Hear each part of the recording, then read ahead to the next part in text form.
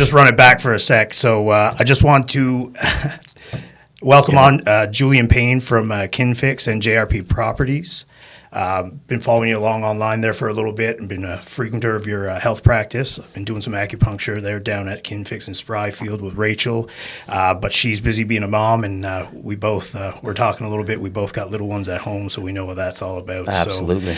So, usually just kick everybody off with a little bit of a background. So just for the viewers, tell us a little bit about who Julien is, where you're from, and what initially maybe led you into the healthcare industry. Yeah, so basically I grew up in Newfoundland.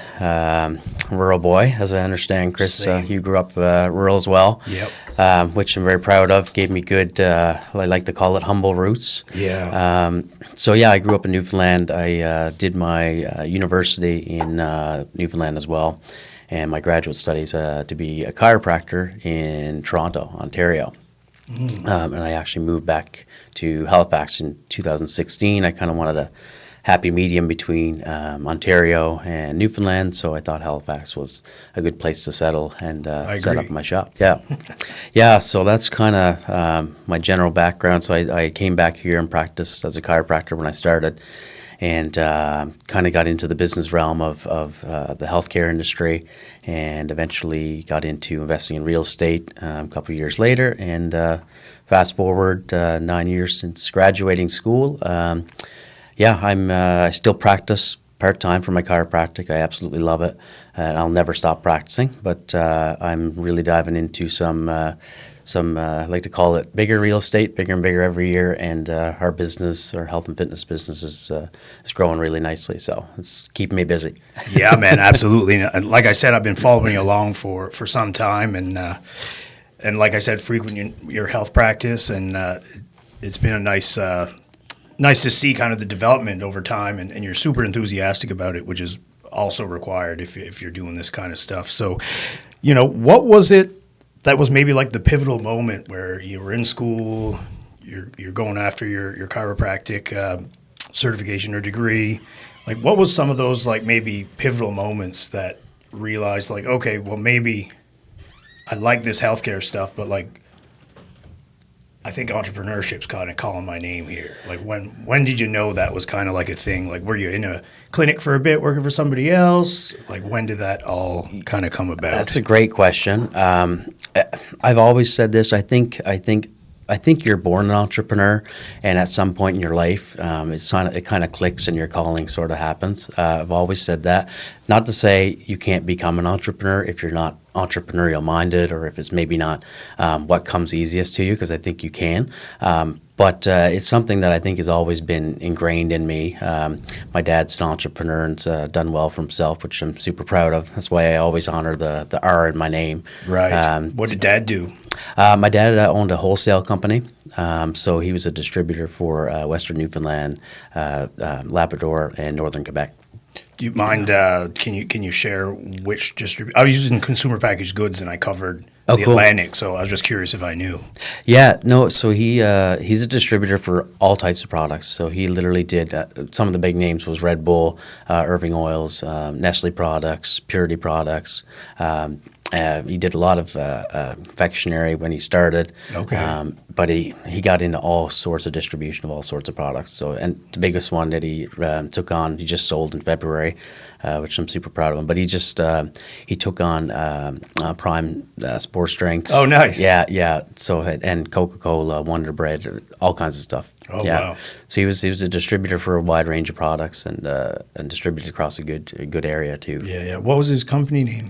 Viking Wholesale. Okay. Yeah. I knew Fosenko and the Coleman guys a little bit. And all that. And Marie's Mini Mart was like one of my accounts as well. Okay. Yeah. But no, never come across him. But also was more in the C&G. Yeah. segment and larger format groceries. So Gotcha. Not as much in the beverage side, because Unilever didn't really do much in that space. Right. Yeah. Anyway, kind of some common ground there. And that's where that's what I was kind of getting at with that. I think it was kind of I was born to be an entrepreneur. I think deep down. I was so fortunate to find a passion in chiropractic. And when I did become a chiropractor and I worked my first year, a thought that came into my head was, it's great being a chiropractor and I love it, but I'm self-employed. so I don't get a pension. I don't get a yada yada. You know how it goes. So I sort of started processing is there another way that I can kind of make money passively that will complement on the side and complement my retirement when I, eventually finish as a chiropractor. Yeah, we can't work this hard all the time. That's right. Yeah, forever. And my body, I competed in sports all growing up and up until 20 years old. So my body's not going to last till I'm 80 as a chiropractor. So what was your sport of choice? Hockey. Same. Hockey. Yeah. Yeah, it was all hockey. I was going to make the show. Yeah. And then I realized in grade 7, my doctor told me I was going to be this tall forever. Yeah. And I was like, you just crushed me. We had the same problem. Right. I was like, well, maybe, Domi and like Marty St. Louis were still playing. I was like, well, maybe. There's hope. Yeah. Nah. And then, anyway, I ended up breaking was the small bone in your leg? Fibula or Yeah, tibia? your fibula. Yeah. So I broke that in like grade 11. I missed the last year of high school hockey.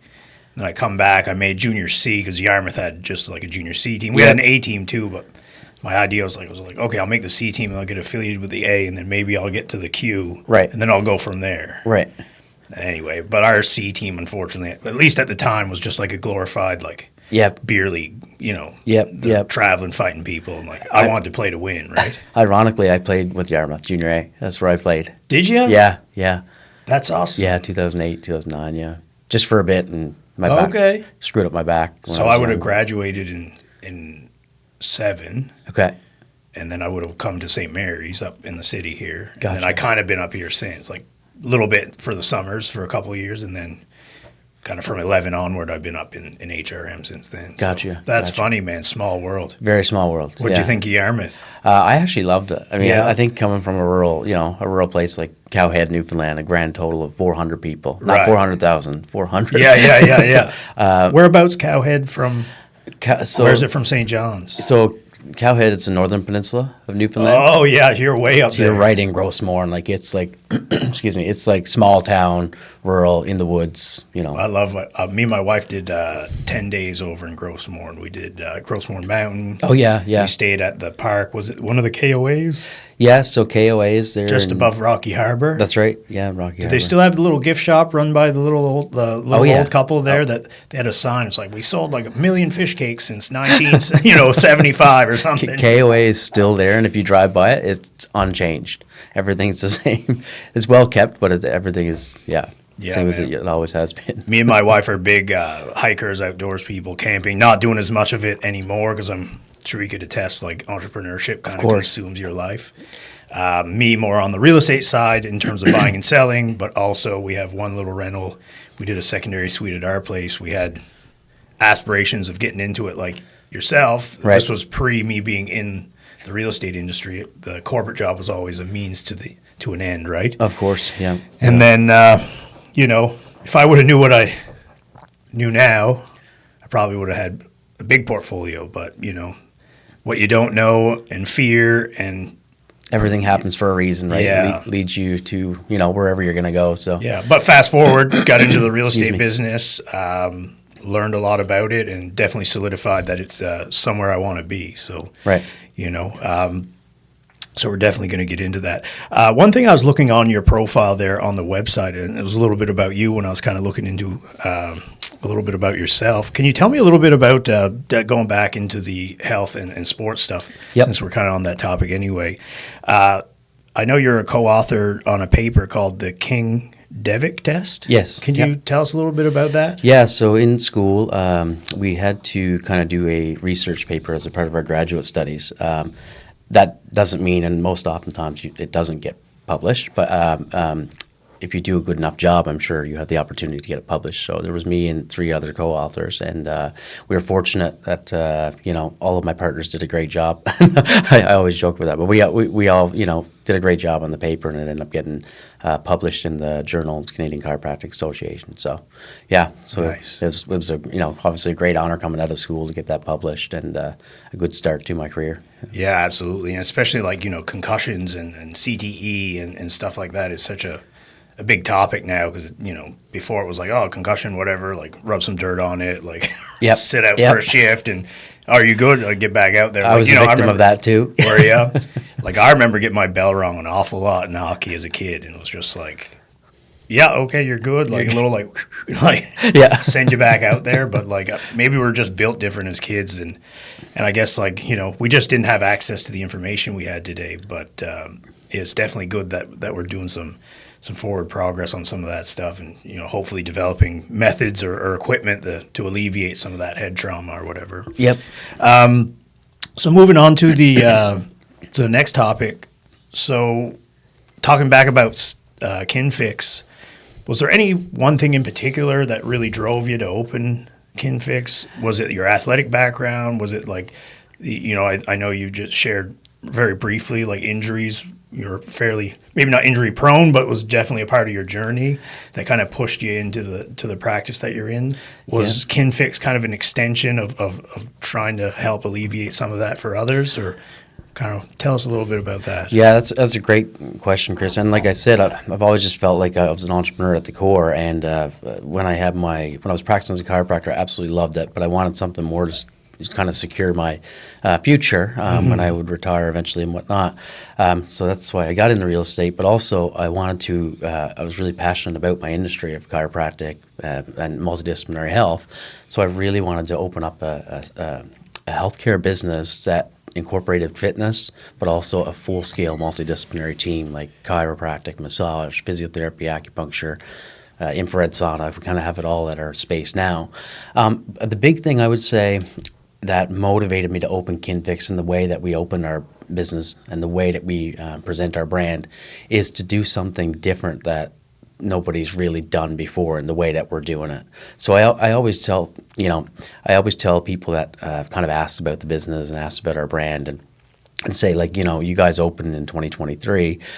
Why have you guys grown so fast? We've grown from 3 people to we have 29 staff right now. Wow. And people always ask why do you think we've grown so quick? And I've always seen a missing link in the health and fitness space, especially combining fitness and healthcare, because we had like Good Life used to have Good Life health centers, and people would come over from the gym, book an appointment, and it was kind of like a no-brainer for me. That's where I first worked when I graduated.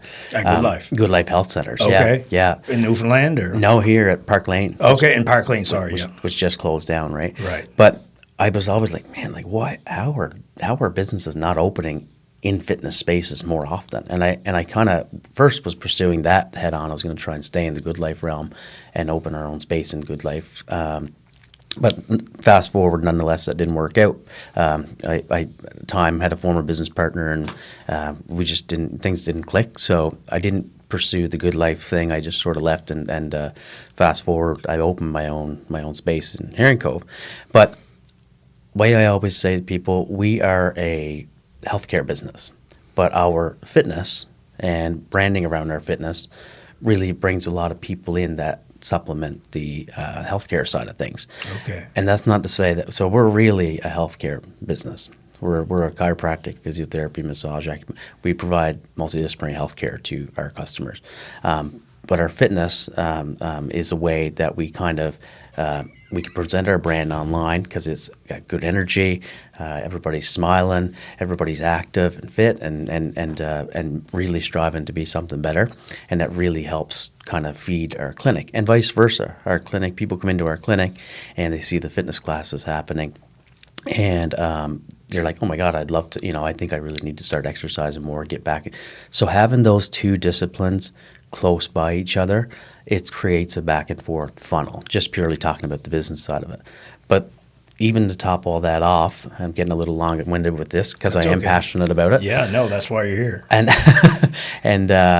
even above that, we wanted to create, of course, the business side of it, you had to create something that's going to be successful, because why would you open a business?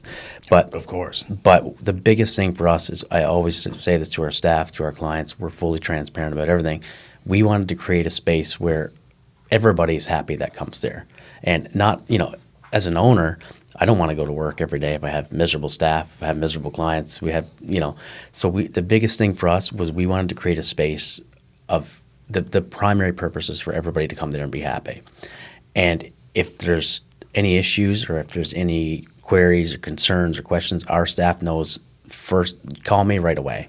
Don't even book a meeting. give me a call. And they do. We're really close with all of our staff. So I always say we hire great people first. We hire great practitioners second. And with that, we've created a culture, I think, at our space where people enjoy coming in because we have great people, everybody's friendly, everybody's passionate, and the rest takes care of itself. So it creates that sort of around the world success effect where everybody's happy to be there. And if everybody's happy to be there, you're probably going to get good results, right? Yeah, man. It doesn't take long for people to kind of, especially in my industry too, like word of mouth. Yeah. Like you treat people good. You give them the service that they're looking for, that they deserve. You make them feel good about it. Make them feel like they're not just a transaction, like they're part of something. And generally, you tend to see some dividends get paid out for sure. And I had some questions, but you're stealing them right out of my mouth as I was thinking them. That's the Newfoundlander in me. Yeah, Talk too much. Hey, man, listen, we're from kind of the same kind of type of area, so I got a little bit of the gift of gab too, which is probably why I'm doing this podcast. That's right. That's right. That's why you're doing such a great job yourself. Well, I thank you, man. I appreciate that. And it's for guys like you that want to come on and have chats that make me able to do this. And I've only been doing the podcast for a couple of years. I've been 4.5-ish, just over 4.5-ish in real estate. And one of the things that us realtors have to do, it's like we got to meet people. We got to leave some kind of meaningful impression, and we want to be remembered. Yeah. So, what better way, at least from my lens, was like, well, why don't I have cool people like, guys like you, Julien, come on, tell me about your success story. Like, we've all come from somewhere and ended up someplace else. Yeah. And there's a story in between there. And I really I live for that kind of stuff, like, because it provides motivation for me to keep pushing. Absolutely. And growing what I'm looking for. And then, I do these podcasts and I never ever think that anybody's watching, but then I put a little call out for some guests and, I guess you were kind of having a peek. And, next thing I get feedback from other people that, I've had people tell me that I've inspired them to do their own content or do their own podcast. Yeah. It's like, it's crazy to me that I'm inspiring anybody to do anything. Chris, can I make a comment on that? Sure, go ahead. So for viewers watching, to be honest, the reason that Chris and I have kind of talked back and forth and lined this up, Chris actually had been supporting our business, and I'm very loyal to anyone who supports me in our business or anyone close to me. And Chris had actually reached out about providing some services as a realtor to me, and I'm unfortunately for that part of it, I'm very loyal to my realtor who I've been using for a long time, and he's become a really good buddy of mine. So at that time, it didn't work out from a business perspective, but all of that to say, I've followed you, Chris, for quite some time, and I'm really impressed by what you do. Clearly, you're not just an amazing realtor who provides great service to your clients, but clearly someone who's really passionate about all things real estate and business. And with your podcast now, I've been keeping an eye on that, and I that's why I reached out, because I was kind of like, I get a lot of respect for what Chris is doing and where he's going with things. So this is why I'm here today, because you're fortunate to have me. But I reached out because I do have a lot of respect for what you're doing. Well, man, that I'm a little speechless there. Thanks so much. No worries, brother. That was awesome. And my whole thing, and you talk to any of the guys in the office or my buddies, like, I'm exactly cut from the same cloth. Like, loyalty, you support me, I support you. Yeah. And if there's one thing I can respect, is loyalty. Yeah. And although, obviously part of the job is canvassing and prospecting for new clients, but one thing I can definitely respect, and I don't know Ben, I've just heard his name. I think he does, from what I understand, does great work, and I'm sure you can attest. You've been working with him for a while.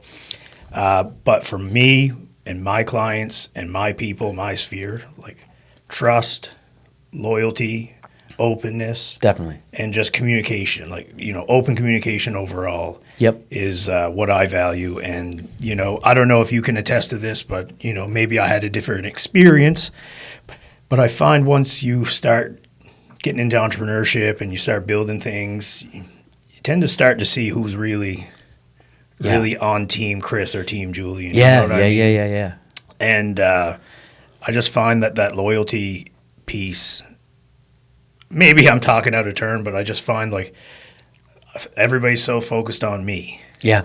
That I think the loyalty piece sometimes gets lost, even from people that may have good connections and they just don't think about it. Absolutely. And if I could make a comment Sure, on you that too, can. loyalty is everything. It's everything. In life, really. You know what I mean? If you break loyalty and trust, What do you got? nobody forgets that. You know what I mean? And I've had, you know, we're going to talk about all this too. I don't want to take any away. No. There's no taking away. I'll just build on it. But you know, at this point in time, I've been fortunate enough and blessed enough to do, you know, a number of purchases and sales of real estate myself, and I own a bunch of properties and stuff, and now we're expanding our business to another city, another location, and whatnot, and which is all great. But along that journey, you're going to have some pitfalls, and unfortunately, sometimes you're going to have pitfalls with people you may do business with.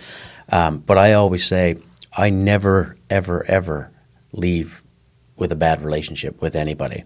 I will always have the final word, but in a good way.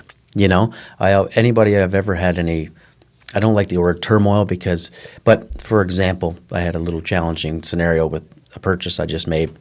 I won't even use the profession or what it was along the line. Totally anonymous. But, you know, in my opinion, you know, the way the person did business was not the way I would have done business.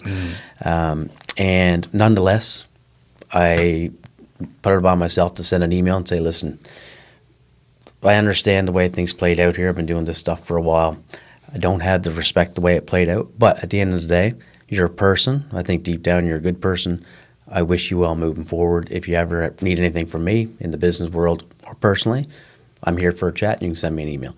I've always had good results leaving things on a positive note, and it comes around full circle every single time because we're all going to be here in Halifax for a few years. Yeah, no, I love that. And you know what? To be totally transparent, you know, coming from a different industry, kind of come into the business at a challenging time. Like, you know, 2020, I got let go from my corporate job.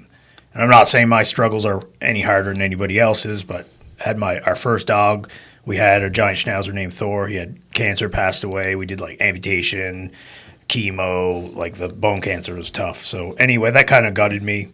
And then you kind of start getting into, you know, trying to build something, and, you know, loyalty's big, and you know, you're coming from the corporate world where like stuff all comes to you, and, you know, now you're in the entrepreneurial space or the, you know, more specific to my situation, real estate, where like nothing's coming really per se until you get the wheels moving. Like you got to go get it. For sure. So I'm definitely, you know, a better person today. Not the same guy that started into real estate almost 5 years ago. I definitely tended to take some stuff a little bit more personally.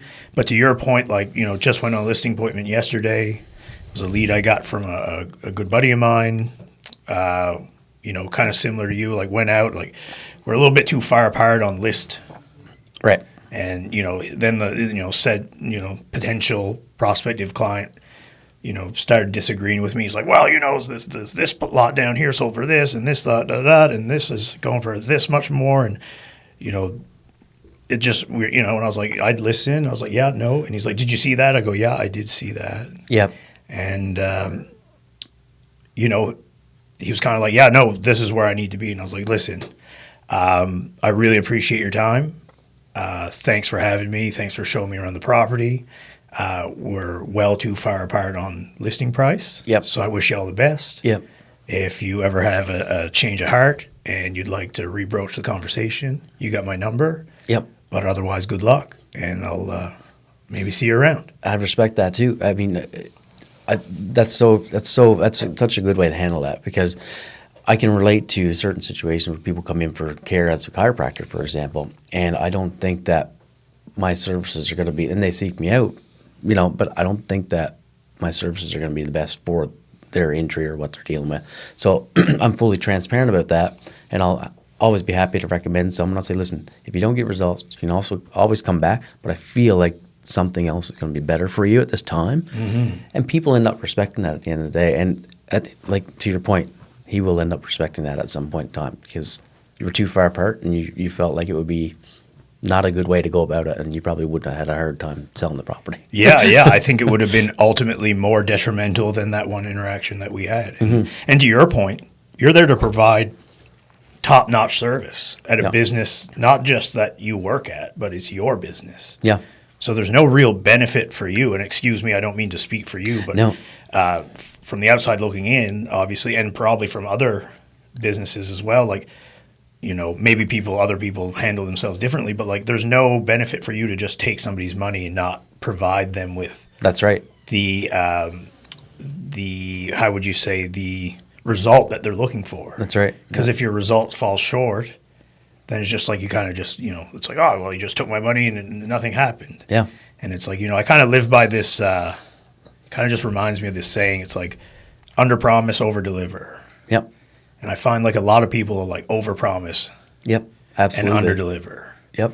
So it's like, you know, and I feel like it might not be exactly like that, but it's like you recognize that there was potentially a better service out there for their issue, and you had no problem recommending it. Yeah. That's right. Because you know there's enough cake out there Yep. for everybody. Absolutely.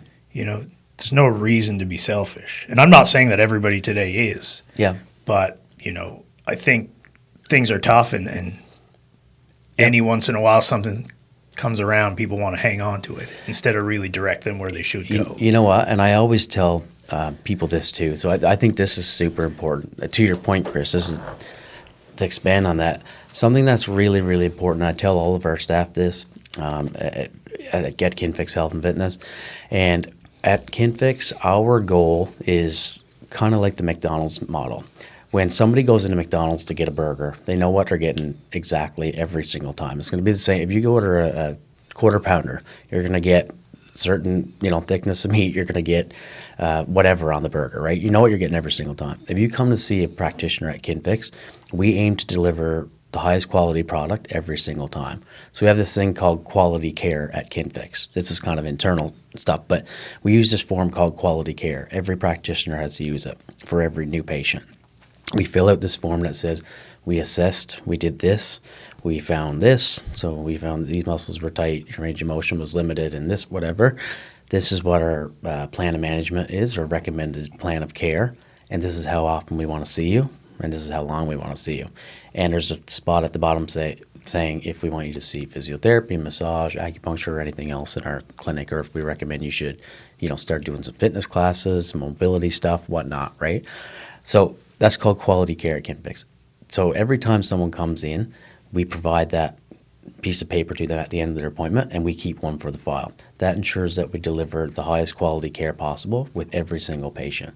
So if somebody comes in and they just had surgery and they want to see me for chiropractic, in that situation, I can do a lot of stuff a physiotherapist can do, a massage therapist can do, whatnot. But I think that a person who just had surgery should see a physiotherapist a lot of times, because they're going to deliver a better product for that type of care. So when I do the quality care, I'll say, this is what I found, this is what I can do, but I would rather you see a physiotherapist.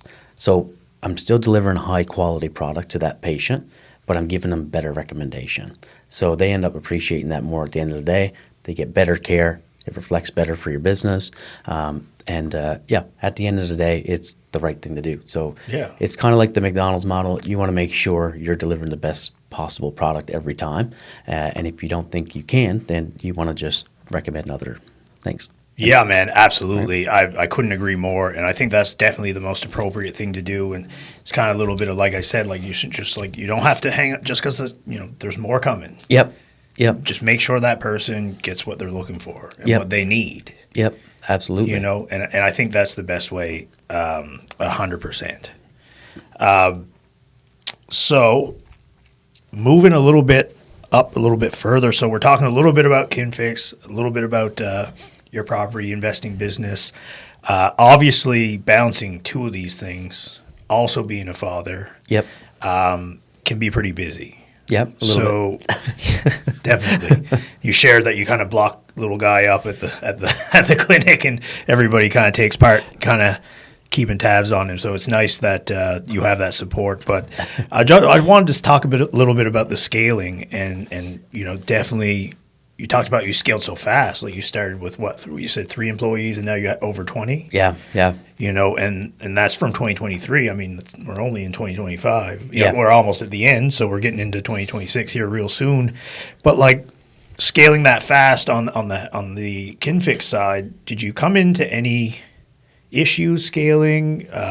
When you are scaling, is there anything that you hold a higher importance over something else when you're looking at hiring or systems or whatever it might be? Can you share a few of the struggles that you maybe had, and then maybe for the viewers and especially people that might be going through this stuff themselves? Absolutely. Maybe a few success stories on how you come about getting around some of these problems. Yeah, man, that's a great question, Chris, and I could probably talk on that for 2 hours, but maybe part two. Especially being a Newfoundlander, exactly. Anytime, man, I'd love to come back. But yeah, that's a great question, and I have so much to talk about on that realm. But to sum it all up, if you look at scaling a business, I always tell people, again, coming from humble roots, I always tell people I know nothing about business. I don't know anything about business at all. Even growing from 3 to 28 people, I thought I knew a lot about business when I started KinFix in 2023 and when I got into real estate and whatnot. But when we started a couple years ago, I thought I knew a lot about business. Now I think I know a lot about business. But guess what? Another 2 years, I'm like, wow, I knew nothing about business. So I think no matter where you're at along the line, there's always someone bigger. There's always someone doing something, greater or in a position where you want to be. But I think along the line, one of the things, and this is something I've had to teach myself, it is a marathon. It's not a sprint. I'm always sprinting, so I'm probably not good to give that advice. Up and fall on my face, man. I'm all scuffed up. But it's a marathon. It's not a sprint. Yeah. And if you move too quick or you do things too quickly, you're going to kind of make mistakes along the way and you're going to lose in certain areas. And I'll give you an example. When we started KinFix in 2023, we had all these great ideas. We had 3 staff, like I said, and we basically started our marketing 6 months early to get the brand recognition up, whatnot. And we paid a bit of money to do that as well. Sure. We fit up our whole space, so we did all of our renovations, so that used up some cash. For sure. But we went all in. We didn't care. We went all in. So when we opened, we had a pile of people coming through our doors, like fitness, clinic, so we were just hiring. And for a moment in time, we couldn't service the people that were we just couldn't service the people. That's more so on the fitness side, I would say. Yeah. So we didn't have enough classes. Good problem to have, but you got to solve it. Great problem. We didn't have enough classes in the schedule, so people were coming in like for free classes, and we weren't following up with them because we didn't have the time. It was at the time me and my wife. Yeah. God love her. Shout out to my wife. She's amazing. She's. I always tell people she's the face of our business. I'm just supporting Cass. Yeah, man. Hey, and to that point, I think behind. And I don't want anybody, especially the females, to take this the wrong way because we're, in the world that we're in. But we'll say partner. Then it takes a strong, supportive partner that's really a team player to make things happen. And I could very, very easily tell just from the outside looking in, from your KinFix page to your real estate page, they're always in there. Absolutely, they're always involved. And it takes that. It takes a supportive partner. And I think, I've read this, I've heard it a bunch of times. The number one top choice anybody can make is who they're going to spend the rest of their life with. For sure. And 1000%. I don't give my wife enough credit. And I know she's like my biggest fan for this. She watches every episode. Yep. And I probably don't tell her enough. So maybe this is like an indirect way of sliding it in there. But yeah. I just wouldn't be here without her. Yeah. Because even the days that I didn't believe in myself, she believed in me. Yeah, absolutely.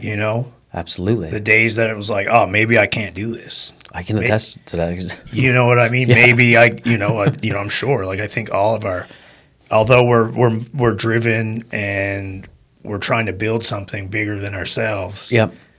It'd be crazy to tell anybody that there's no doubt creeping in. Yeah. Probably more doubt than most people. Absolutely. I think it's normal. And if you don't have some doubt, some fear, or some hesitancy towards moving forward and chasing big dreams and big things, and you're not approaching it from a realistic or a safe space, because you had to always have your guard up in terms of pitfalls that could happen or things that could go wrong. Sure. And of course, go full steam ahead, but be smart along the way, right? Absolutely. But yeah, partner. Yeah, I tell everybody I have two bosses. I have my wife and I have our manager, Ainsley. They're amazing. I can't give them enough credit. I'm sure they'll watch this at some point, but I can't give them enough credit. It would be very difficult without them. Yeah, man. It'd be a lot harder. The yin to our yang. Yeah, that's right. That's right. Man. Well, since we're on support, we're both dads. Yeah. Yeah. How's being a business owner, entrepreneur, real estate investor, father? Yep. How does that occupy your calendar? Man, I'm a dad first. That's the biggest thing in my world is being a dad. None of this stuff matters to me when it comes to, if anybody, if you line up 10 choices that I got to make for that day, if he's one of those choices, he's going to be my first choice. And that doesn't matter what's happening. So that's, and we were talking a little bit about this before we started, but it's one of the best perspective checkers you could ever get in life. Changes your whole world. I mean, man. He is the world. So everything I do from here on out is because of him and, based around him. So couldn't agree more. Yeah. I held my daughter for the first time, and you get told this by other parents or dads or moms, and it's like, oh, you'll understand when you hold them. Yeah. And I'm like, back when, especially like some of my friends had kids early, and, 20-year-old Chris wasn't the guy he is today. He's like, oh yeah, whatever. Yeah. I don't, whatever. Like, we're not having kids. We're going to live our lives. We're going to be free and do whatever we want. And I held my daughter for the first time, and I was like, oh, I can't believe that's what I used to think. Yeah. And, another thing, like, I guess a little sharing on my end, like, being a real estate agent in these industries, they're always stacking you against everybody. Yep. So it's like, number one, there's quarterly updates and who's number one, who's in the top 10, who's in the top 25. And, yep. And obviously I get it. Like, that's how they keep people motivated. But then I made the top 25. Yep. And I told my wife, and she's like, well, how do you feel? And I go, well, I'm happy, but it's not enough. I want to be top 10. I want Yeah. It's exactly what I said. Yeah. Yeah. So now I got to be top 10. Yeah. And she was still pregnant at the time, and she goes, Chris, I hope that you can eventually find some meaning in life beyond just this unsatiable performance goal that you have. The chase, yeah. Yeah. And somebody I can't remember exactly how it come up, but when I held my daughter, I was like, this is what I'm meant to do. Right. Obviously, I'm super motivated. I'm sure you can attest, still super motivated. Yep. But now it's not for me, it's for her. Yeah. I think for me, it takes the sting out of everything I'm doing on a day-to-day basis, Everything. Somebody calls me, hey, Julien, I don't know, could be anything. Hey, Julien, real estate stuff is usually what it is. Yeah, yeah. Hey, Julien, the well ran dry, or hey, Julien, there's a leak or hey, Julien, whatever's going on with the building. Something, man. I'm like, before I'd be like, oh, here we go, and I'd have a pit in my chest. Yeah, you're all tight. Since my son, man, someone calls me and there's an issue, oh yeah, no problem. We'll get it taken care of. No big deal. Man. And even like I would say some of our staff now, because I would come into KinFix before in the middle of, closing a building and a tenant issue and a staff member needs something. I got my own clients that day. There's just a bunch of stuff going on. And they've actually made comments that I come in a little bit different. Like, you seem a lot more like chill about stuff. Like, how do you handle all this with such relaxation and such grace? And honestly, when you have a bigger purpose and bigger perspective, it has an effect on you, Yeah, man. All the stuff that would just like, to your point, it's just like, whatever. I go home, my wife gives me my daughter, and it's all like, she just looks at me with those bright blue eyes, and it's just like, the world could be on fire. Yep. You know what I mean? Like, our real tough guy mentality just goes out the window. So gone. Yeah. So gone. Yeah. I'm not tough at all. Like, yeah. I'm just like a puddle of goo. Like, yeah, man, it's just a life-changing thing. And the only regret, not a regret, I don't regret my life, but like, we're a little bit older in our journey with kids, and we're both 37. Not like it's like, yeah, not done, but like, like Caitlin just has concerns about, being an older woman, having right. children. And, the first one had great pregnancy, but labor was a little difficult. Yep. So, we kind of had a brief conversation on maybe two, but seems like we don't want the two under two Yeah. at the moment. So we're happy with our one little princess. She's a great baby. Although we're sleeping less, I think we're sleeping a lot more than For what sure. I've heard some people are getting. So, that could all change like that tomorrow, but we're going to ride that wave till it crashes. So. Yep. So yeah, no, that's cool. So yeah, being a parent, I think, obviously it's not for everybody, but I would urge people to strongly consider it. Yeah, and we always said too. When I first met my wife, she was like, "No, don't want to have kids." Both of us, same. Yeah, and I was like, for me, I was like 70-30. I wanted to have kids. But eventually I became like 50-50 kind of thing. But then so did she. So we were both like 50-50. And we're like, well, we'll be maybe mildly irresponsible. If something happens, it happens. Yeah. Fast forward. We have a little guy. And, for us, we were like, how do we not want to have kids? And if people don't have kids, that's fine too. Yeah, I think either way, you'll be happy. As long as you're happy. Exactly. As long as you're happy. Yeah. And either way, you'll find happiness if that's what you want, right? So, yeah, but it's great. Yeah, man. Yeah, absolutely. So, getting into it a little bit. So, JRP Properties, I know I was looking a little bit into that. So, you do a little bit of residential, a little bit of commercial. Obviously, you have a commercial business. Yep.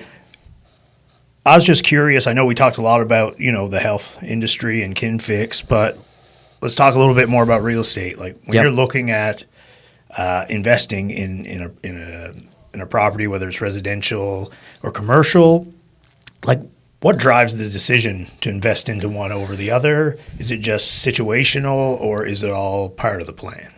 I think that's a great question. I just want to backtrack for 1 second. Sure. Something you asked me before, and this is the way my brain works. I'm thorough and complete, and maybe it's OCD, I don't know.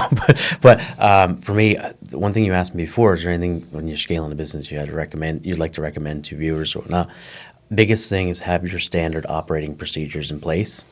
So don't open a business or don't grow a business until you know exactly how your operation runs. You have every system in place, and you can leave for 10 years and your business will run the same.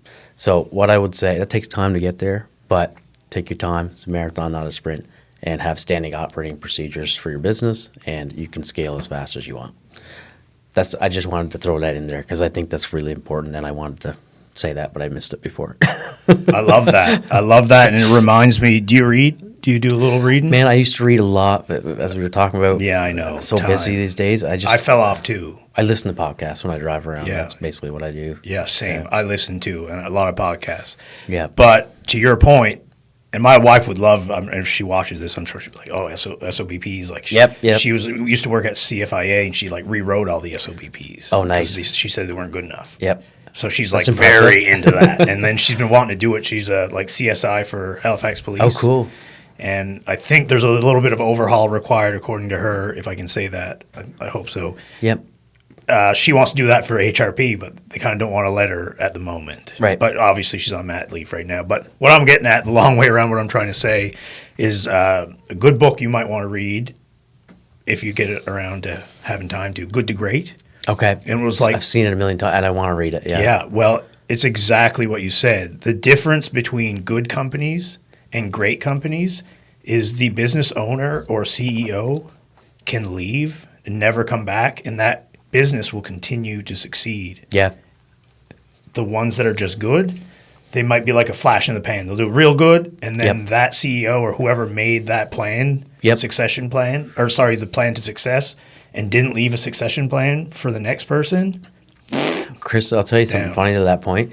We've actually noticed now. So every month we're growing in multiples. It's been amazing, and that's why we're opening another location, and we're actually projecting. I don't want to get ahead of myself, but we're hoping to be in either St. John's or Moncton, St. John's, Newfoundland, or Moncton by early 2027. So looking at properties already for the next KinFix. So we'll get into that in a second, but Yeah, you'd have to have those the standing operating procedures in place to grow a business. And when we go away, our business actually does way better, way better.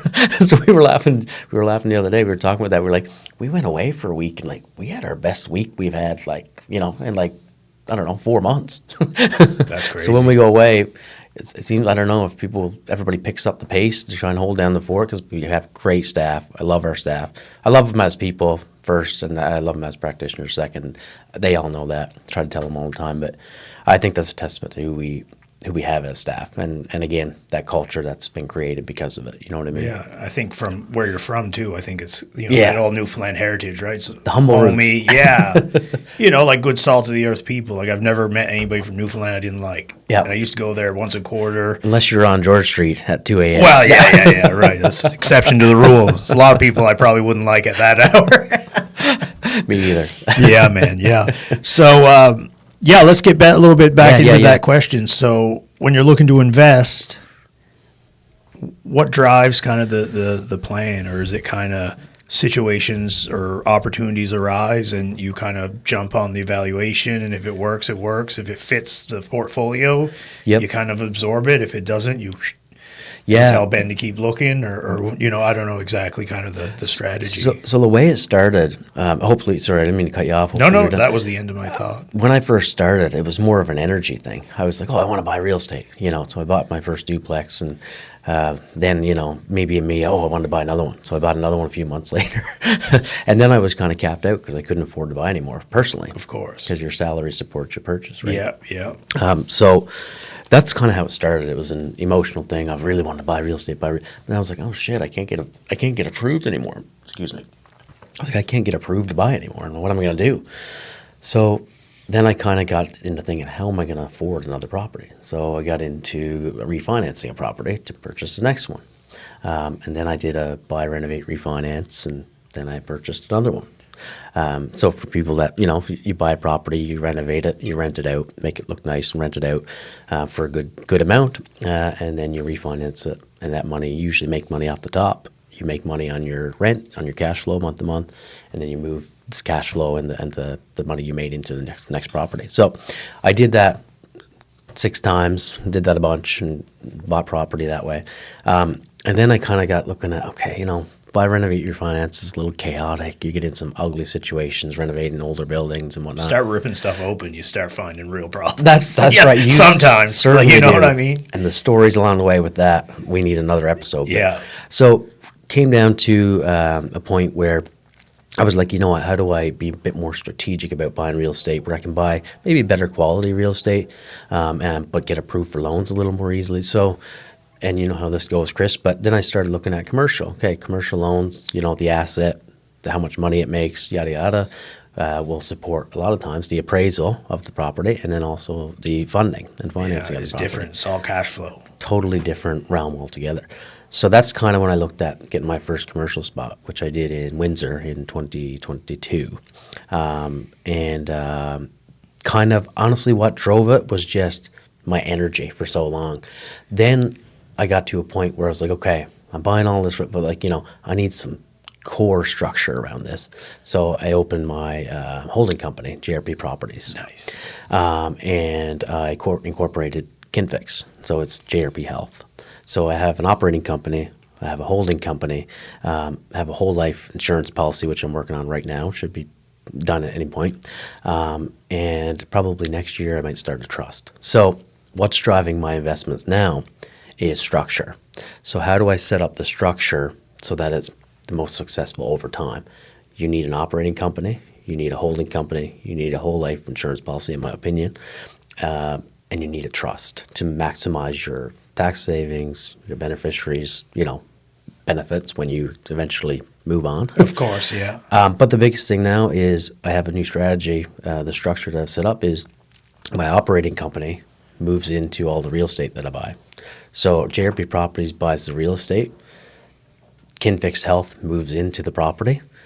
Banks love that. They love owner-occupied properties. So, for example, getting approved in Truro was pretty relatively smooth. Because you're like, I'm going to go in one, I'm going to rent the others. KinFix is doing well. KinFix Right. is going to pay good rent to JRP Properties. Right. JRP Properties looks good on paper and it's doing good as a company. So banks love that. So now when I look at buying my next one, they'll say, oh, KinFix is doing really well in Truro. KinFix is doing really well in Halifax. Okay, no problem. We'll fund a building in St. John's, Newfoundland. So I'm getting long-winded, but the purpose of this is in the beginning, KinFix will rent off GRP properties, pay GRP properties good money. GRP properties will be able to be able to afford to buy new properties. So we acquire a ton of real estate that are getting really good rents, and then eventually we maybe lower the rents for the business, and the business looks really, really good on paper over time. Yeah, 100%. So you get you dip on both ends of the coin. GRP Properties looks really good. KinFix looks really good. It benefits you for eventually if you wanted to sell or if you wanted to franchise. So that's kind of what drives it now is structure and a short-term play and also a long-term play. So all ends of the coin we're benefiting on right now. Amazing. That way. Yeah. When it comes to management, sounds like you're a little bit not all over, but like you're a little bit outside of Halifax in some investment properties. Yep. Do you lean on people to help manage those, or are you still kind of self-managing most? So I'm self-managing. If you can speak to it. Yeah. I'm self-managing for sure. I've done it all myself to this point. That's changing right now. I actually have a contract that I just waiting to sign. We're talking about a couple fine details, but I'm having somebody take over 3 properties in Windsor that I have there. So somebody's going to be taking over those, and I do have a property manager contact, a couple different contacts I was given in Truro. So somebody will be managing that as well. So I'm kind of stepping away from boots on the ground, and I'm really getting into oversight of the companies and Re-leveraging your time. Really, yeah. And that's been great. Like I said, our manager at KinFix is amazing. She's hopefully, knock on wood, she'll be with us a long time, so we just got to treat her right. Yeah. Well, I mean, it sounds like you're moving in everything's moving in the right direction. I mean, what you're saying, like you're people first, business second, family above everything. Yep. Your child's number one. And I don't know, it just sounds to me like you said you already got your SOBPs. Yep. Not just in your business, but it sounds like in your life, in your investing business. And I feel like if that's congruent across all facets of your life, then I feel like she'll probably be around for as long as you want. Definitely, man. And I'll tell you what's really funny about it, Chris, like to give it a general outside, sort of an outside summary. It's funny that we do have all the standing operating procedures in place now. We do have this engine that's getting bigger and bigger and bigger, and it's kind of funny because in a lot of ways things get a lot harder, but in so many ways things get a lot easier. So I'm doing more oversight, just putting oil in the engine, keeping the gasoline topped up, and a lot of times you feel like, man, like maybe I should be doing more today, but you don't even realize you're actually doing so much because you've created this engine that's running and you need to service the parts, right? You're not boots on the ground, so you're not in the mix all the time. So you feel like you're missing stuff, right? Yeah. So you're like, oh man, like I should be. Huge FOMO too. You know what I mean? And but it's beautiful at the same time. Like Truro is happening now. I have a project manager full time. He's worked with me for a few years, doing projects. So I don't do that stuff anymore either, like boots on the ground. But he's out there, and I haven't heard from him for 5 days, and he just sent me a video. All of our treatment rooms are framed up. We have our drywall done, electrical, all the lights are changed out. We have painting all done, and I'm like, isn't that wonderful? It all happened in like 7 days. I had no idea, So you're not boots on the ground, but you had to set all that up. You had to make sure everything's in place, and the rest takes care of itself. So yeah, man, I think it I got to give a shout out to my buddy Phil Jewell. He was on the podcast there. He's a keynote speaker. Used to be in the British military. He was a leader. Super cool, yeah. Yeah, and he's always saying like his whole thing is he wrote a book. Speaking of like not reading, but right, telling you all these books that you won't have the time to read. But him like kind of good to great. He's like, you have to be the irrelevant leader, right? And it's kind of the same premise. It's like you have to be able to let people do for you and not be there. Yep. Like hovering over them. Yep. Right over their shoulder. Like, no, we need to do this. And, oh, you missed that. And it's like, if you got the operating procedures and you hired right, just let them go. You have to let it happen, yeah. Stand back. And I have a bit of a trouble with that, or I had trouble with that. Although I don't have a team at the moment. I'm solo. But, some similarities is like, we're a little bit slow right now, but I've heard that that's kind of across the board in a lot of, industries. Yep. So now I'm just working on kind of some of the back end stuff, like, networking, working on the CRM, minute stuff like sending out, like, we're doing a Photos with Santa event on the 22nd at the Dartmouth office that obviously I know you're loyal to Ben, but you're more than welcome to bring the little guy around for some photos if you want. So I'm working on inviting people to that. I got a Christmas party coming up. I'm doing holiday stuff, Christmas cards, like all stuff that's just like thanking people for their support over the years. And, you may think it's kind of, small stuff, but I think it makes a big impact. Absolutely. And to let everybody know that you appreciate them and that you're thinking of them, may turn out into them thinking of you down the road. It's the key to success. Yeah. If you don't service the parts, the product won't be there. That's the way it is. So. And it's all about, for me, it's doing without expectation. Absolutely.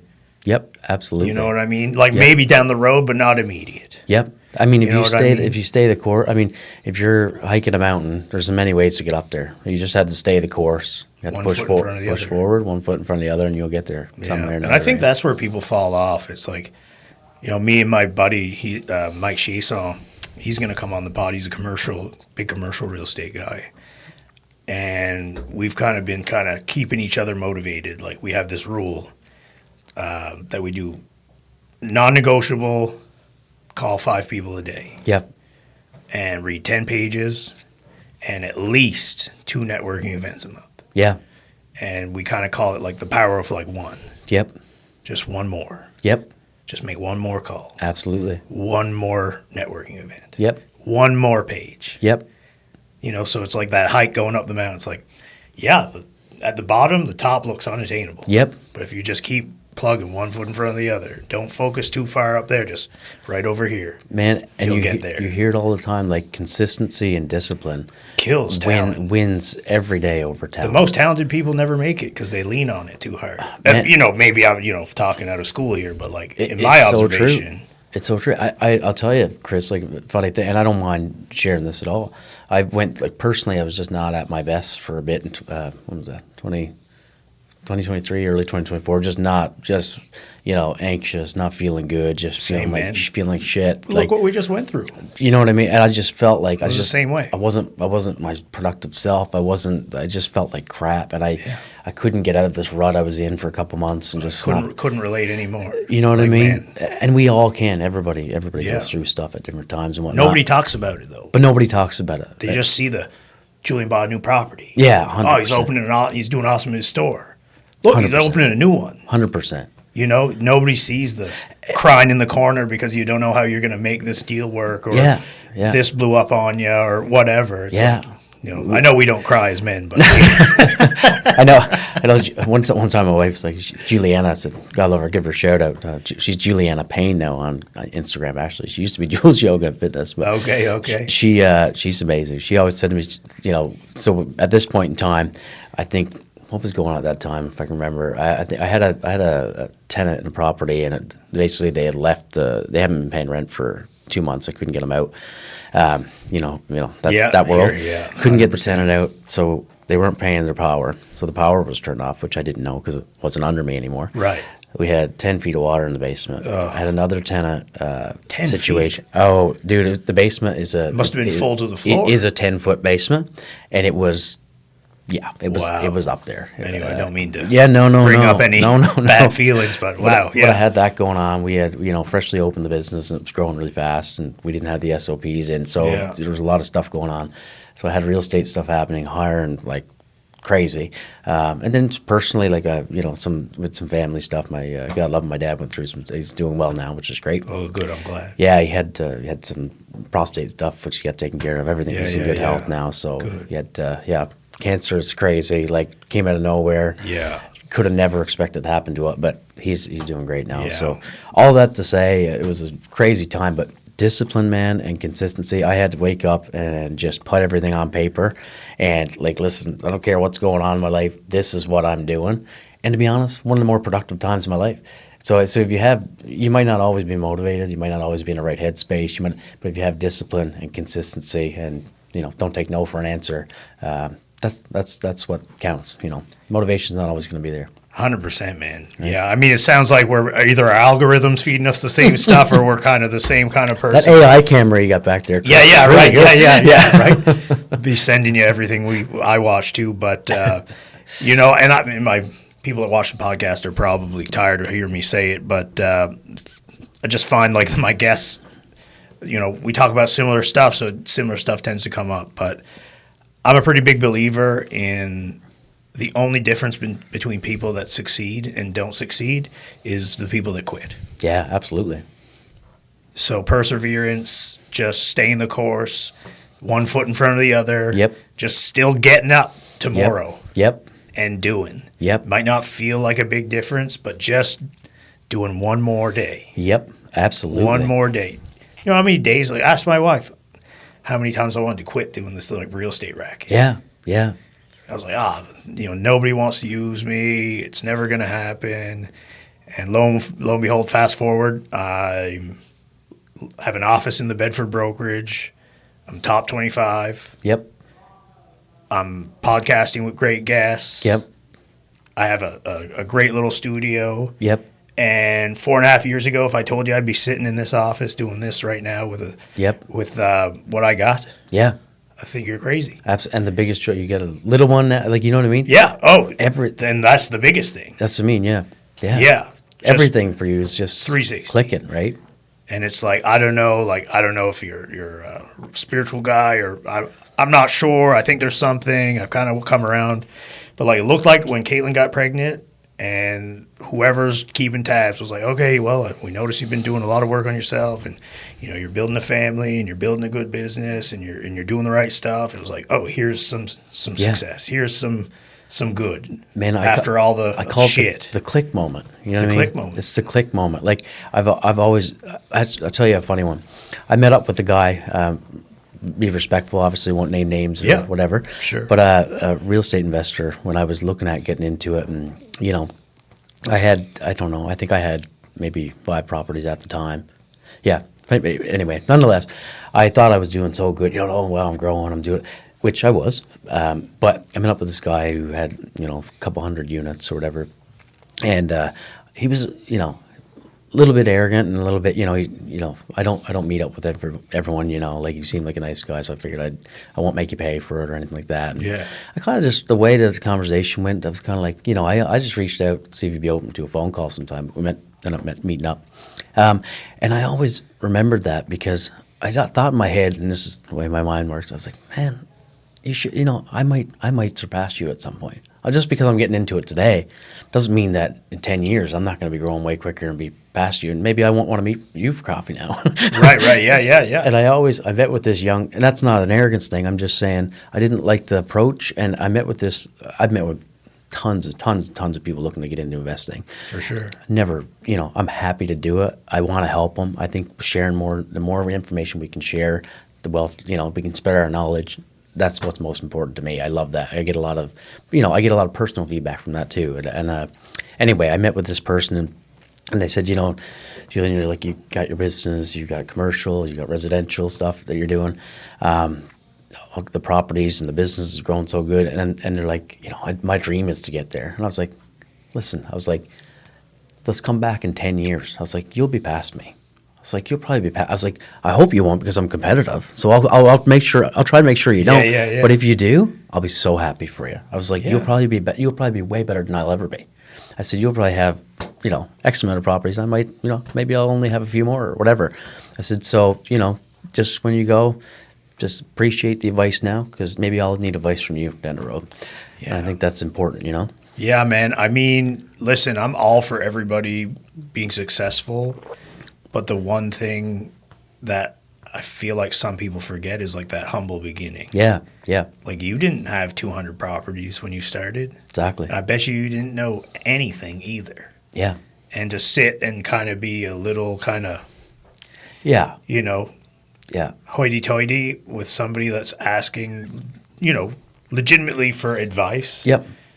looking for some direction. And I didn't get any information that day. Yeah. You know what I mean? I knew nothing more about real estate Nothing. investing. Yeah. But anyway. So not only was he that way, he wasn't really willing to offer anything up because Yeah. he's too insecure about you, maybe. You know, I don't know. I'm just stipulating. Yeah. But to your point, like, and shout out to my buddy Don Rainey, before I got into real estate, I was trained jiu-jitsu. Yep. And I just lost my job. Always wanted to invest, but didn't really know where to start. You know, if I would have knew what I knew now, but anyway. Yep. And then COVID and things were super expensive and didn't really have a job and had to start at zero. Yep. And had severance, but also want to make sure like we didn't starve, so I couldn't just throw that around. But anyway, train jiu-jitsu and get to the club, and there's this Jag F-Pace SUV there, realtor license plate on the front. I was like, this guy's definitely looks like he's made it. Yep. Maybe I should ask this guy about like real estate and if it's maybe what he thinks about me getting in. Yep. And he's probably one of the best agents in the city. Definitely, yep. And I didn't know him from a hole in the ground. Yep. It's the first time I ever seen his vehicle there. He'd kind of been out with an injury, and I just kind of started. I think I had my blue belt or something. Anyway, I just like found him on Instagram, and I was like, oh man, maybe he's like a little bit too good for me. Right. Like maybe he won't want to talk to me. And I messaged him. I was like, hey man, listen, like I don't know if you know me, but like I know you train at the same club. I really wanted to kind of pick somebody's brain about real estate, but didn't know where to start. But I seen your car in the parking lot, figured you might be a good place to start. Yep. Like, what do you think? Like, you think I could have like an hour of your time? He's like, absolutely. Like, didn't make me feel any which way. He answered every question. It was super encouraging. Yep. Told me a little bit about his background and how he got into it, and it wasn't kind of an easy road for him either. Yep. And fast forward to today, we're really good friends. He's a bit older than me, but we're really good buddies. He still answers the phone for any questions I have because I don't know everything. Yep. I've only been in the business for short of 5 years. Yep. I know a lot more than I did when I started. Yep. And I grew up. Dad was an electrician, and Grandpa's a carpenter, and grew up in the lobster fishing. That's not so real estate related, but had a base level knowledge of like a little bit of that stuff. And yeah, I think it's just like if somebody's asking, and I've had people ask me, which is crazy to me too. It's like, can you tell me about real estate? How do I get into it? What do I do? What do I need to do? How do I be successful? And it's like sometimes I look at myself as not even that successful. So I'm like, what are you asking fucking me for? Right. What I mean? Right. But you know what I mean? But then you look and it's like, oh yeah, no, I kind of. Yeah. I'm doing good. Yeah, I'm doing all right. Yeah. You know what I mean? So, yeah, man, I think it's like those humble beginnings. Like, don't forget where you come from. Everybody started from nothing. Yeah. And it's like I read I read Meditations by Marcus Aurelius, and one thing that really stuck with me was like everybody in history, and I'm paraphrasing. Yep. But everybody in the history of the world, except for like maybe Adam and Eve, or I don't know if they're real or whatever. Maybe let's just say they are the first people on the earth. Well, they didn't need to learn from somebody, or they learned from God. Maybe I don't know. Yeah. But everybody learned from somebody. Yeah. So if you need help, just ask. Yeah. Absolutely. Who cares? Absolutely. Everybody's so terrified to ask for help. Yeah. Just because I'm asking doesn't make me lesser or less value or not as good. It's like, hey, man, we don't know everything. Everybody learn from someone or from experience. 100%. Because how do you know until you ask or until you do? Or you fail. You don't know. You know what I mean? It's There's like no way to know. And in jiu-jitsu, like some of the people are like, oh, here's another jiu-jitsu quote. But it's like this quote, especially it's like it rings true like for newbies starting out because, the saying like sometimes you're the hammer, sometimes you're the nail. Yeah. Well, in jiu-jitsu starting out, like you're the nail for a long time before you're a hammer. Yeah. You know what I mean? Like some days I'm not even the hammer and I'm a brown belt. Yeah. There's only black belt to go. Yeah. Yeah. So anyway, sorry. Yes. Getting away from myself here. We're talking about so many things, but we're having a good chat. That's right. Why. The saying goes, it's like, hey man, because you see like some guys like starting out like they'll get not beat up like hurt, but like they won't be successful in their sparring match or whatever, or maybe the drilling's not going as good, and you can see I didn't do that good. It's like, hey man, listen, we all started where you are. Yep. So step 1, just keep showing up. Yep. Step 2 is if you don't win, you learn. And then step 3 is just don't quit. Yeah. And then you'll be where I am. 100%. Maybe better. Yeah. And I've seen people start, and they're almost caught up. Yep. Now, I've still trained consistently, but, they might have been doubling up efforts. Yep. And some people, I've watched them start, and they can still, catch me Absolutely. in the odd trot and the odd sparring match, too. And, some, I say odd, some guys maybe more than others. Yep. One guy in particular. Yep. And I'm super happy for that. I love that, too. If I can, add to that a little bit, because Sure. I love that. That's, the other thing is, too, even before consistency, never quitting, staying the path, it's okay to dream big. A lot of people sell themselves short on what they can attain. You can attain literally whatever you want to attain. I remember probably 3 years ago, I actually had it in my mind. I'm like, man, I want to be a multifamily real estate investor. I want to own big buildings and develop big buildings. And I was like, I'm going to do that. And I remember my wife being like, you want to be a developer? I was like, I'm going to be a developer. That is what I'll do. That, I don't know if it's next year, I don't know if it's 10 years, but I'm going to be a real estate developer. That's something that I'm going to be. I'm doing a 9-unit building in Truro, but that is development, right? But Of course. You know what I mean? But Strictly commercial? for or me, are I you wanna looking be- residential too? Or, sorry, I'm getting away. no, from no, this you thing. go ahead. No, that's a great question. I want to do multifamily, but commercial in the bottom, like the big developers are doing. I want to do 50, 60, 70, 80 unit buildings. And I will. It won't be this year. I can't. I don't have that capability right now. Yeah. But at some point, Right now. right now. But I definitely will. That's the key. So right now. And I just had a meeting 2 days ago when was that? Friday last week, actually. So it's a week ago. That's the way my brain works. Days now. are blending together, man. Yeah. Everything blends Oh together. man, I don't know what day it is half the time either. But last Friday, I had a meeting with I don't mind using his name, but Doug Doucette at RCS Construction. Yeah, I know Doug a little bit. Yeah, really nice guy. I know his nephew, Andrew. Yeah, very charismatic, nice guy, down to earth from my experience talking with him. But I'm actually looking at doing a 22-unit hotel. Oh wow. Yeah. So that might be a hotel. It might become apartment building. We'll see what happens, but it depends on logistics around the financing and approval and all that stuff, and the site as well. I own a lot in Windsor. I'd be looking at doing it just down from the ski hill. Oh wow. Yeah, so Nice. that's a really cool project that I've got in my head lately. And again, my wife laughs at me. She's like, "How the hell are you going to manage that?" But getting ahead of myself, I think it's okay to dream big. It's okay to chase dreams that might not be realistic now. But as long as you're being disciplined, consistent, and you're never quitting, even if you don't make it happen this year, maybe you will next year, or maybe you will in 10 years. But if you're not pursuing something that's bigger than yourself and being consistent and along the way, I think, as an entrepreneur anyway, you're selling yourself short, Yeah, man, 100%. And obviously, I'm not going to name any names, but I couldn't agree more. And I think another thing that I'd lay over to that, if you're ever in a place in your life where you truly believe that you can do X, Yep. whatever X is, Yep. and you feel like you want to talk to somebody and bounce it off them, and they say it's impossible, you're out of your mind, or it's too big, or go talk to somebody else. Yeah. Whoever that person is, you don't need that person in your life. Yep. Go talk to somebody else. I totally agree with you. Yeah, and it's funny when I started looking at doing. So the commercial building we bought in Truro, to give you a reference, we're adding 8 residential units onto the building. Nice. And I remember one of the first things Juliana asked me, my wife asked me, she said, "How the hell are we going to afford to do that?" And I was like, "I'm not sure yet. I'll let you know when I figure it out."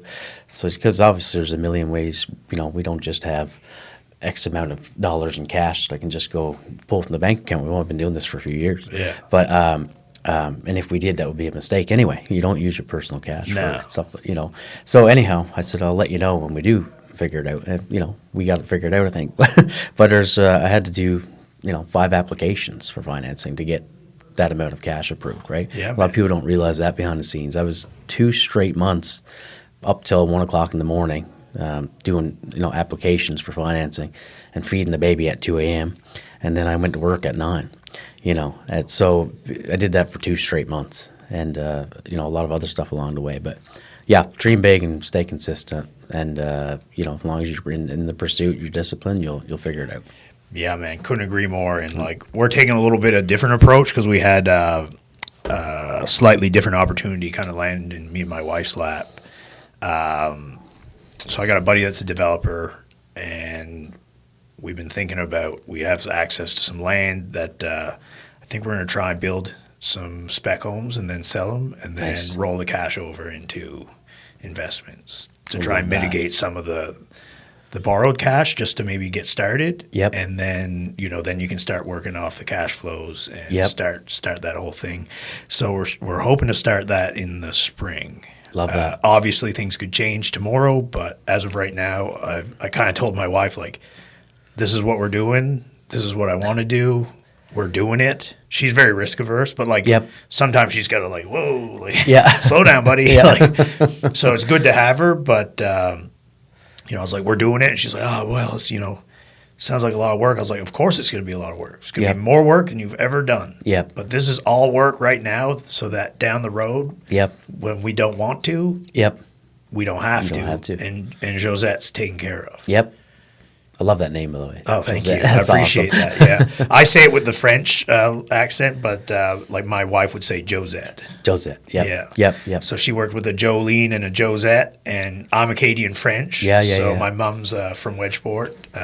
Cool. Down the South Shore, and Dad's from Argyle, which is where we grew up, English, but he learned French just from being exposed to my mother. Right. And when she said those names, I was like, oh, wow, I actually like both. Yep. And I was like, well, I know I have a part in this, but you're having the baby, so if there's one you like over the other more, I'm happy with either. So she's like, I really like Josette, and I was like, boom. So it's Jojo, Joe, I love Josie, Josette, Jojo Bean. Yeah. I was swaddling her at the, since she's been little. I call her Jojo Burrito because I thought she looked like a little burrito. Yeah. So it's all the pet names. I love that, man. But yeah, no.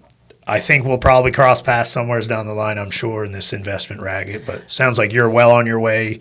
We're going to get started. We have a little secondary suite. It used to be my garage under my living room. So I do have one door. Cool. I love that. I love that, man. That's awesome. But, pays the mortgage. Dude, we Airbnb, we just stopped it recently, but we Airbnb'd a granny suite in the bottom of our house for the last 4 years. Yeah. Yeah. You know what's crazy? The city won't let me do it anymore. Oh, really? So I got a long-term in. Oh. Yeah, zoning and planning said I built it too good. That should be long-term because it's got a kitchenette and a bathroom. And you can't get into it from my house. Right. We made, the garage used to have access. That's why, yeah. And then I was like, well, I don't want some Airbnb guest sleepwalking somehow by accident or maybe not by accident. Yeah. In with me and my wife, and now I got the baby. Yeah, that's why we stopped, because of the baby. Right? Yeah, but now I got my cousin, he's family, moved back from Toronto. He's been up there 30 years. He's older than me. He's 51. Yep. So he was moving on out. I'm 37. So he was going to university by the time I was even walking around almost. You know what I mean? Or old enough to really know what was going on. Yeah. So it's just a little studio bachelor style, and he's happy. He's just kind of getting his bearings back because he hasn't been down here for 30 years. Yep. He pays his rent. I see him at the Good Life in Sackville. Yep. He's quiet. It's a great tenant. Yeah. So just, awesome. For me, safety was key too. So something to offset that. You know what I mean? Yeah. And ours, we have a pocket door in the basement that locks on our side, but it's, it's still not. I'd be driving a big screw into that. You know what I mean? So when the baby came, I know how the pocket doors work. They don't work great because I got one of my used to be my office studio that I used to do this in, and then the bathroom. Laundry suite, we'll call it, because we moved when we did the Airbnb. We moved a wall up, so the rec room's slightly smaller, but it made the den now a full third bedroom and the half bath a full second bath. Because it was a baby split, 2 up, den off the rec downstairs and a half bath downstairs. So But anyway, listen, I know you're a busy guy and you're probably looking to get back at it. I just want to kind of wrap things up here and kind of tie it all together. So you do a lot of stuff. You're investing, you're running a business, you're a dad. And we might have touched on it briefly, but just to kind of wrap it all up, how, day to day, week to week, how are you all holding it together? How are you making this go? How are you staying organized, disciplined, running all these businesses and family? What does it take? Yeah, man. To be completely honest, the biggest thing is just good communication. Especially with your partner, you know what I mean, when you have a newborn. That's most important, because for me, it's easy to be gone all day and forget I could be gone forever. You know what I mean? Man. Forget that I have my baby and my wife. Yeah. She's on at leave now. Same. Even though she loves to work hard, so she still goes and teaches every now and then. Yeah. And she just loves to be at the studio. But communication, what Organization, keep a personal schedule. I have a personal schedule that I use for myself, and our staff sees most of my schedule on our booking scheduling system. I plug things in there too. Personal schedule to keep yourself, disciplined, doing the things you need to do. Communication, especially with your family and your partner. And the other thing is, just having a system that works for your business and your investments. If you have those parts in place, then everything will run as smooth as it can. Amazing. Yeah. I couldn't agree more. Any last couple little bits of advice, words of wisdom for anybody in looking to get into the health space, the investor space, anything you could leave somebody before we wrap things up? Yeah. Seek information. You know what I mean? Dream big. Seek information. There's no goal that's too big, and that's literally true. You will be as successful as you want to be, but don't be afraid to ask questions. Don't be afraid to reach out to people, and stay disciplined and consistent on the way, and you'll get to where you need to be. I think that's great. And just to prove to that, like, if I wouldn't have reached out to you, you probably wouldn't have been sitting in this chair. For sure. From the first 100%. time to the second call out to when you reached out to me. So, Well, you've been doing such great things that maybe, I probably would have ended up here eventually if you would have had me. But hey, man, always, man. And I hope to have you again soon. I'd love to hear on another episode. Maybe we can do it more like, maybe we talk about doing more specific, maybe Yep. real estate specific, Yep. investing specific, whatever. But Yep. no, I'm definitely going to be keeping tabs on things. Love what you're doing. Love the growth. Love the grind. And you seem like a fantastic guy. So I wish you all the success. Yeah. Release you back out here in the day. And hope you have a good weekend. We'll be in touch, I'm sure. And right back at you, Chris. You seem like a great guy. I mean, obviously, I know you a bit from the business realm of things. For sure. But getting to sit down and find out who you are as a person, even chatting a bit before the podcast. Yeah, man. I always knew you were doing great things in the business realm, real estate. But to get to meet the person behind it all it's nice. And we come from similar routes, which I never even knew that. Yeah, man. Hey, small world. And I got a little reach over here. Got a Nice. little gift for you too, Chris. This is a hat from KinFix. Perfect. Appreciate you having me on, man. It's been an absolute pleasure.